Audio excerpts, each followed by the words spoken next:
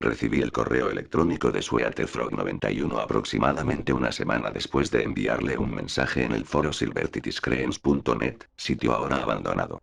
Al principio me sorprendió ver su nombre de usuario aparecer en mi correo electrónico. Esa cuenta llevaba muerta un par de años, por lo que el hecho de recibir una respuesta desde allí fue, según pensé en ese momento, una bendición. En resumen, soy un coleccionista aficionado de dibujos animados antiguos. Me encanta encontrar incluso los más mínimos vestigios de animaciones perdidas en el tiempo, y los foros de Silver City eran un lugar donde gente como yo intercambiábamos capturas de pantalla y clips de algunos de estos dibujos animados.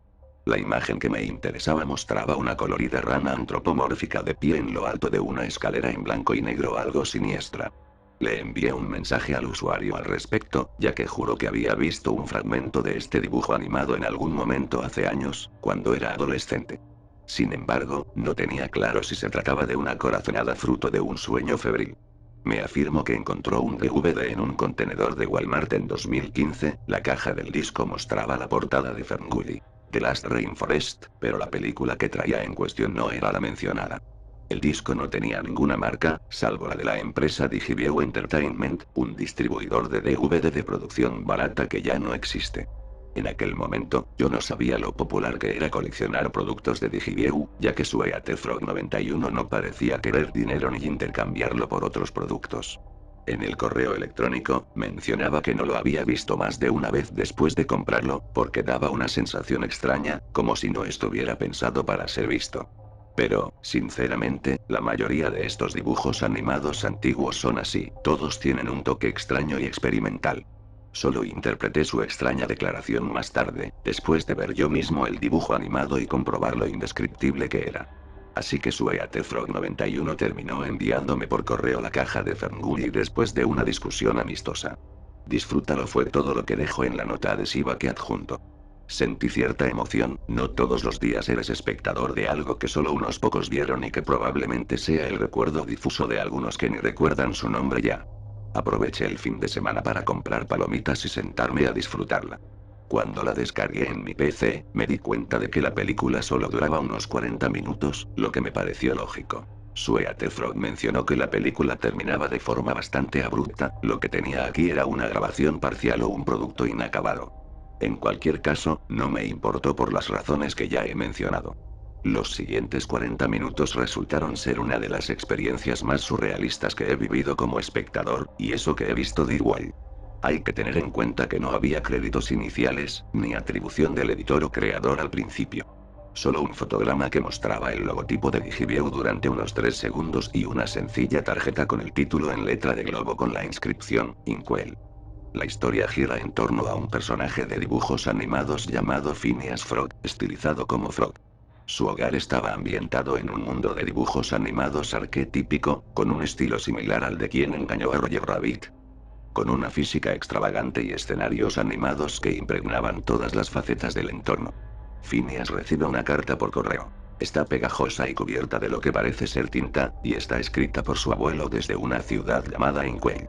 La carta divaga sobre el hecho de que Phineas no ha visitado a su abuelo en mucho tiempo, lo que le confunde un poco, ya que no recuerda la última vez que visitó la ciudad. No obstante, nuestro protagonista decide embarcarse en la aventura de viajar a dicho lugar. La primera mitad gira en torno a Phineas, que protagoniza una serie de gags desenfadados en los que participan otros personajes, algunos de los cuales duran hasta 3 minutos. Es la típica historia absurda. Phineas se pelea con unos gatos gamberros, tropieza en una carnicería y se come todo tipo de carnes, acaba en las alcantarillas y se desliza por un parque acuático secreto con forma de laberinto. Todo estaba bien animado y realizado con un estilo marcadamente tradicional, aunque no puedo decir que haya visto antes un estilo similar. Lo curioso del ambiente general en este punto es que los personajes parecían, no necesariamente conscientes de que estaban en una caricatura, sino cómodos con la idea de que su mundo era inherentemente caricaturesco. Algunos personajes se despedían y terminaban sus conversaciones normalmente luego de realizar dichos gags mencionados, como si todo eso fuera parte de la rutina diaria. Me pareció una idea interesante que no se había explorado con tanta frecuencia. Quizás la lógica de Roger Rabbit o Space Jam hasta cierto punto, pero nada que realmente investigara la naturaleza de los dibujos animados. Alrededor del minuto 25, Phineas llega a una plataforma elevadora dirigida por una excéntrica personaje de pato. No hace falta ser un genio para adivinar quién ha sido la inspiración. Los dos bromean un poco, y Phineas no se da cuenta de los gestos románticos del pato. Ella le insiste a la rana para que juegue un poco, a ver qué pasa, pero Phineas la rechaza cada vez para hablar de sus cómicos, pero aburridos hábitos diarios. Ella, a regañadientes, le da un pase para que cruce en el ascensor el enorme abismo que separa su ciudad natal de Inkwell. Phineas muestra por primera vez en la película un sutil temor al subir al ascensor. El abismo que se abre debajo es enorme y negro, y durante algunos fotogramas repetidos de la animación no se oye más que el crujir de la caja metálica al cruzar. En ese momento decidí ir a la cocina por un bocado, ya que la transición no parecía tener fin. Era una sensación extraña, tener ese presentimiento de que ya lo habías visto todo antes. Un sutil cosquilleo de nostalgia que no sabes muy bien cómo definir. Me sorprendió bastante cuando volví 5 minutos más tarde y vi que la escena seguía igual. Phineas estaba ahora recostado en el lateral del ascensor, mirando al frente y, de vez en cuando, hacia el abismo que se abría debajo. Parecía pensativo, algo inusual en un personaje de dibujos animados. Me dije a mí mismo esto es una tontería mientras me sentaba de nuevo, sin molestarme en adelantar la película. Me fascinó lo artístico que me parecía. Llámame pretencioso si quieres, pero sinceramente prefiero estos dibujos animados a los más nuevos, en los que hay demasiados objetivos, una cuota que los animadores intentan cumplir. A pesar del velo de misterio y extrañeza de la película, me pareció apasionada y llena de vida, con un plus de credibilidad en los personajes que no había percibido del todo. Phineas finalmente llegó a las fronteras de Inkwell. No tengo ni idea de por qué en el título faltaba una L, pero podría atribuirse a un error de edición de Digiview. Cabe destacar que el color había desaparecido de todas partes excepto del ascensor en el que se bajó y del propio Phineas, que seguía siendo una animada mezcla de verde y morado. Los sonidos también adquirieron un tono más apagado, salvo la voz de Phineas. Parecía que esta parte de su mundo estaba sujeta a las antiguas leyes de los dibujos animados, donde todo es granuloso y más musical. Los edificios del fondo se movían y bailaban al ritmo de un coro invisible en algún lugar lejano. Las bocas de incendio cantaban pequeñas melodías al compás de los pasos de la rana. El sol era un rostro angelical que reía a carcajadas mientras lanzaba rayos de luz en direcciones aleatorias. Todo parecía un número musical eterno al que la gente podía unirse y abandonar aleatoriamente cuando quisiera. Y lo más extraño de todo eran los habitantes de Inkwell. Todos tenían un diseño más clásico, una especie de mezcolanza de objetos aleatorios con patas y caras, vagos híbridos animales con grandes sonrisas dentudas y ojos sórdidos. Todos eran blancos y negros, igual que la ciudad. En ese momento, Phineas parecía visiblemente inquieto, y no le culpo. Una voluta de humo con una amplia sonrisa y un traje de negocios giraba a su alrededor con brazos flexibles, cantando una pequeña rima. Hay que tener en cuenta que, en este punto, el estilo de animación ha cambiado de los movimientos iniciales, muy estilizados y similares a los de una pintura, a un estilo que recuerda al de Félix el gato. Todo está excesivamente simplificado y tiene un estilo más parecido al del lápiz y el papel. ¿Quieres un perro, un lápiz? ¿Una casa, una licuadora? Se burla, girando alrededor de la pobre rana y soplando rítmicamente en sus oídos. Phineas se niega educadamente y sigue avanzando entre una colección de personajes de dibujos animados cada vez más extraños, deteniéndose de vez en cuando para preguntar dónde estaba la dirección de su abuelo, ya que no se la sabía de memoria. Esta parte de la película no estaba llena de gags o fragmentos divertidos, los personajes que aparecían simplemente utilizaban a Phineas como accesorio para sus propios sketches furtivos y arbitrarios. Uno de ellos terminaba con Phineas transformándose incómodamente en un paraguas y tambaleándose, visiblemente perturbado por una cabeza de radio andante y parlante que le había hecho eso. Antes de que la siguiente escena pase noté una estela de líquido negro que seguía al personaje. Tras unos minutos de confusión, se sentó con tristeza en el borde de una acera, donde se le acercó una mujer caricaturesca. Su diseño recordaba en algunos aspectos al de Betty Boop, lo que no habría sido tan extraño si no fuera porque era la única caricatura humanoide de la ciudad. Tenía unos enormes ojos redondos, una melena rizada y un vestido corto tipo swinger. Su voz era diminuta y cursi, con un tono de inocencia excesivamente exagerado. La llamaremos Bessie. Bessie miró a Phineas con sus ojos negros y le preguntó en voz baja si se había perdido. Él respondió que sí, y ella le preguntó a quién estaba buscando, sin apartar ni un solo instante de él sus ojos anormalmente grandes. Phineas le explicó su situación, y la mujer sonrió y señaló con un gesto un edificio gris y tambaleante al final de la manzana. Sus ojos sin pupilas, a modo de ventanas, les devolvieron la mirada, guiñándoles el ojo de forma sugerente. Él preguntó, ¿cómo conoces a mi abuelo? ¿Es amigo tuyo? A lo que ella respondió, para mí también es familia. Detrás de mí, una rama de árbol golpeó la ventana del dormitorio, lo que me sobresaltó y me hizo darme la vuelta. Cuando volví a mirar hacia la pantalla, me pareció ver a Bessie gesticular con la cara, secándose una lágrima negra. Intenté rebobinar para ver si lo hacía de nuevo, pero aparentemente lo había imaginado, solo vi a Phineas alejarse con aire arrogante al son del jazz del mundo. La chica desaparece en el fondo con un movimiento suave y fluido. En este punto, estoy completamente hipnotizado por la película.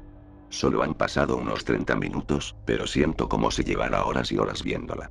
Nunca había visto una película de dibujos animados que me pareciera tan rica, que pudiera atraer al espectador con sus matices e implicaciones de esa manera.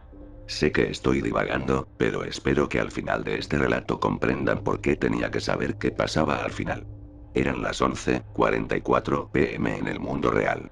Afuera se avecinaba una tormenta mientras yo me acurrucaba en el sofá viendo esta extraña caricatura, con el viento azotando mi ventana con gotas de lluvia. Phineas abrió la puerta del edificio, que se cerró detrás de él con un bostezo exagerado. El audio amortiguado se volvía cada vez más estático a medida que se acercaba a una serie de pasillos laberínticos que desobedecían las convenciones geométricas normales. Finalmente, después de lo que pareció una eternidad, Phineas se detuvo en lo alto de una escalera oscura. Un punto de color contra las paredes minimalistas. Esta fue la escena que me llamó la atención de la caricatura en primer lugar. Se oye un sutil gemido de fondo, que parece provenir de un hombre mayor. Se me erizó la piel. Recordando lo que me había dicho mi amigo por internet, estiré las piernas para prepararme para apagar la película, esperando una repentina ráfaga de estática. Para mi total sorpresa, la película no se detuvo. 41 minutos, ahí es donde se suponía que terminaba. La pequeña barra de reproducción multimedia seguía funcionando. Aparentemente había más por ver. ¡Qué mierda!, murmuré entre dientes. Pegué los ojos a la pantalla, sin atreverme a comprobar si la rama que arañaba mi ventana no era algún asesino en serie que también estaba interesado en lo que estaba viendo. Quizás Sweaterfrog 91 había mentido sobre haberlo visto todo y se había aburrido de la película a ese momento. ¿Pero qué sentido tenía eso? ¿Cuál era el motivo de una omisión tan absurda? No tenía mucho sentido. Abuelo, gritó Phineas hacia la escalera de caracol. Los gemidos del anciano eran ahora más fuertes, lo que provocaba una onda de estática en la pantalla. Las burbujeantes letras flotaban hacia arriba como fantasmas, dando vueltas alrededor de la pantalla y desapareciendo. Phineas, tragando saliva con un miedo poco habitual en él, comienza a descender. De repente, me encontré viendo una película de terror. El cambio de género era más notable. Ni siquiera cuando el protagonista llegó a la ciudad de Inkwell se dio un cambio tan abrupto. Cuando llegó al final de las escaleras, la vista se abrió a una sencilla bodega de ladrillo. En el centro, temblando incontrolablemente y bañado por un foco de luz, había una rana anciana de dibujos animados muy parecida a nuestro protagonista, con la gran diferencia de que tenía una gran barba y cejas que ocultaban sus pequeños ojos. Y, por supuesto, la paleta de colores apagados en escala de grises.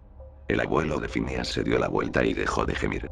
Levantó una sola ceja irregular hacia el joven personaje y susurró. ¿Por qué has tardado tanto? Una mano marchita y palmeada se extendió desde su cuerpo demacrado mientras abría la boca, revelando dos hileras de enormes dientes afilados. Dientes que solo una rana de dibujos animados podía tener. El pozo dijo que volverías, y ahora podemos pasarlo en grande. Así que sonríe, maldita sea. Mientras Phineas y yo observábamos horrorizados, la vieja rana abrió más la boca y de ella salió un torrente de tinta negra. Rodeada de un contorno blanco, seguía burbujeando y brotando de sus orificios, inundando la habitación con ese líquido. Por un momento sentí que era víctima de una broma cruel, que tal vez no se trataba de una película legítima, sino de algo destinado a asustar a cualquier pobre niño que la viera. Sin embargo, estaba tan minuciosamente animada, fluía de manera tan natural, que parecía demasiado auténtica como para ser otra cosa que un intento genuino de crear una experiencia. Seguí mirando. La pobre rana se quedó allí, con la boca abierta, mientras lo que solía ser su abuelo se marchitaba y se vaciaba en una fina bolsa de piel en el suelo. En el centro del lago, algo pequeño, blando y retorcido emergió de la bolsa de piel y miró a Phineas con tristeza. Abuelo. ¿Qué está pasando? Susurró. Detrás de él se oía una cacofonía de pasos. Alguien se acercaba. Phineas se escondió detrás de unos barriles en el sótano mientras quienquiera que fuera se acercaba al rellano. Era Bessie, la misma de antes. Sumergió sus delgados pies en el estanque negro y observó la masa retorcida que había en el centro.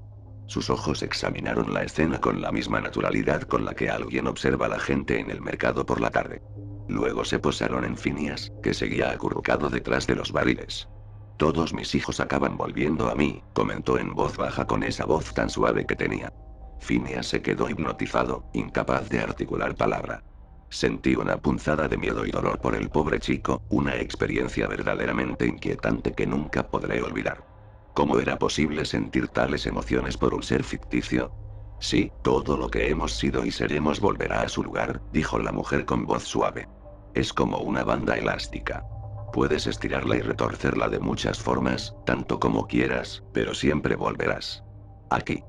Conmigo. Phineas, inexplicablemente, comienza a caminar hacia ella, con los ojos muy abiertos por la sorpresa y el miedo.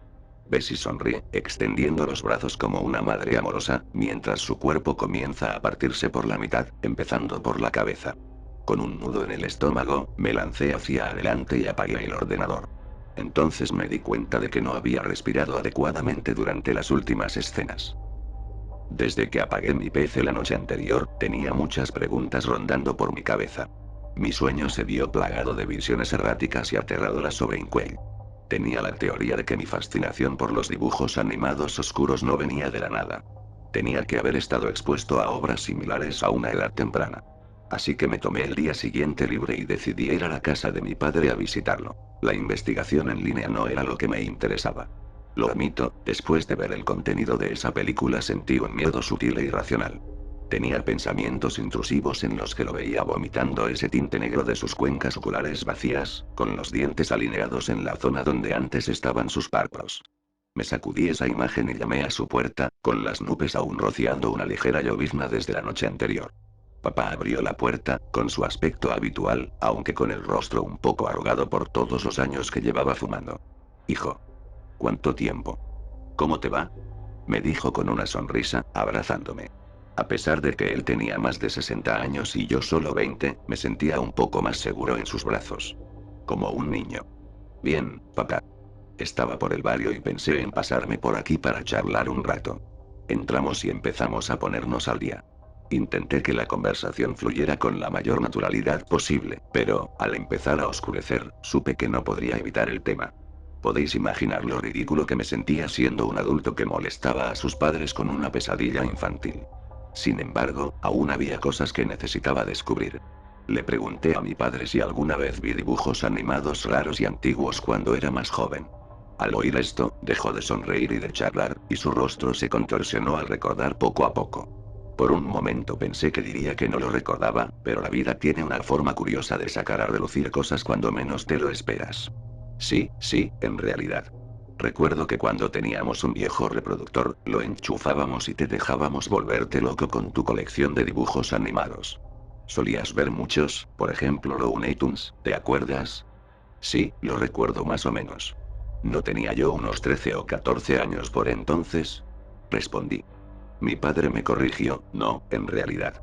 Creo que tenías unos 5 años por aquel entonces. Probablemente fue alrededor del año 2000 o 2001. Dejaste de ver dibujos animados más o menos a esa edad. Aunque no te culpo. Papá negó con la cabeza, frunciendo el ceño y recordando más cosas. De hecho, veías bastante un dibujo animado con el pollo que hablaba a esa edad. Lo veías sin parar. Nunca me molesté en ver de qué iba, solo veía el título y te dejaba verlo mientras tu madre se iba a trabajar y yo escribía mis novelas. Creo que fui yo quien lo quitó. Salía una rana, ¿verdad? Una rana con un jersey. Dije casi sorprendido. No, salía un pollo. Charles el pollo o algo así. Dijo mi padre. No, papá, era una rana. Era una serie de dibujos animados llamada Inkwell, y salía una rana. Bueno, te digo que tu padre no es tan viejo. Se llamaba Incuella, pero el personaje principal era un pollo. Empezaba a encajar todo. Era el mismo disco que tenía desde niño. ¿Qué probabilidades había? No tenía motivos para creer que papá mintiera sobre eso, sobre todo si se había tomado tantas molestias para recordar esos oscuros recuerdos de mi infancia. ¿Qué pasó, papá? ¿Por qué te deshiciste de él? Se movió incómodo por un momento, tal vez sin saber exactamente por qué. No lo sé.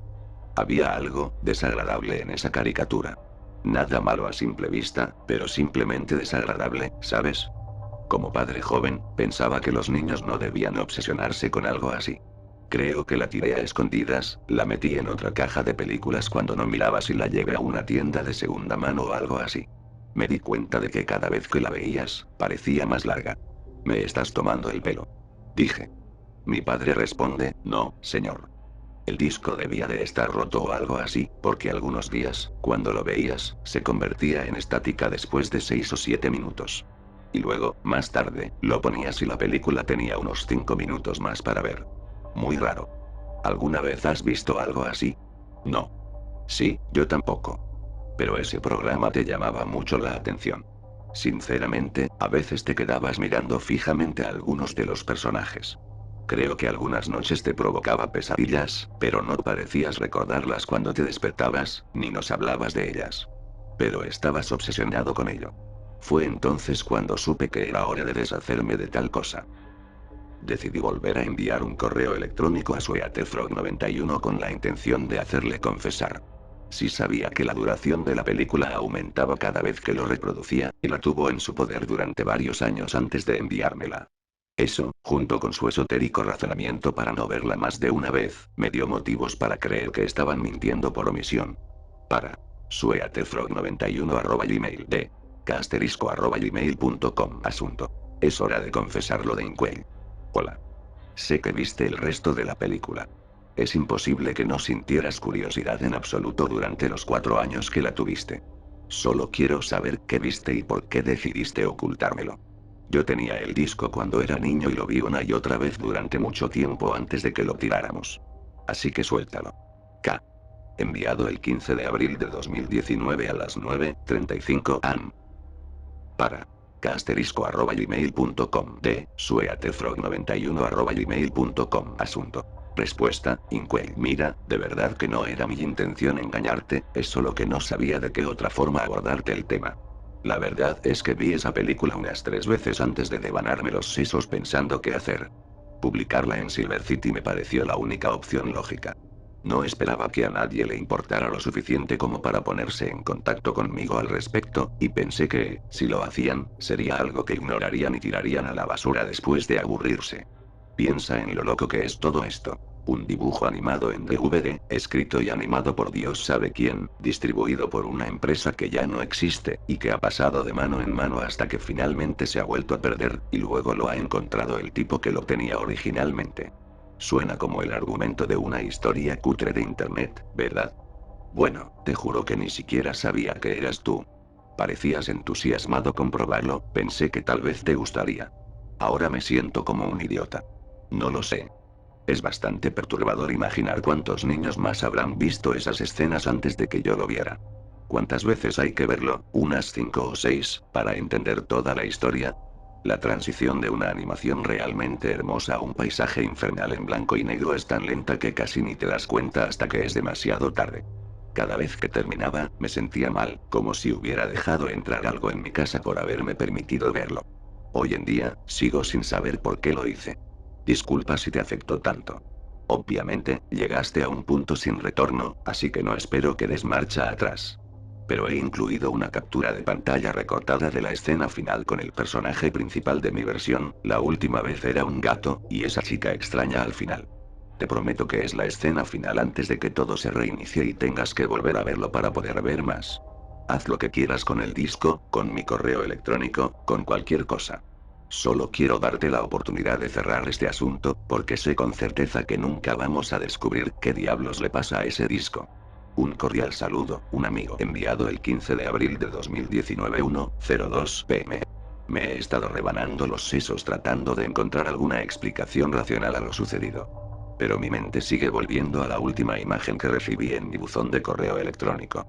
Se ha grabado en mi retina como los fantasmas en un monitor CRT. Las pesadillas nocturnas son cada vez más frecuentes, ya que me visita el vacío nebuloso e infinito que habita debajo y alrededor de Inkwell. La terapia empieza a parecerme una opción muy atractiva. Según Frog, después de que la chica del sótano se divide en dos, se convierte en, bueno, esa cosa de la captura de pantalla. Un fractal viviente de tinta, que se extiende hacia afuera como una araña. Y luego está ese texto superpuesto apresuradamente en la pantalla, como si se hubiera editado posteriormente. Es difícil de distinguir porque la imagen está muy distorsionada. ¿Pero qué carajos significa? Alguien de Digivieu fue responsable de esto, tal vez un editor esquizofrénico o un animador descontento. Por un breve momento, incluso consideré que estaba siendo reclutado por algún grupo clandestino de entusiastas de los media. Por más hilarantemente inverosímil que sea, también es aterrador pensar en ello.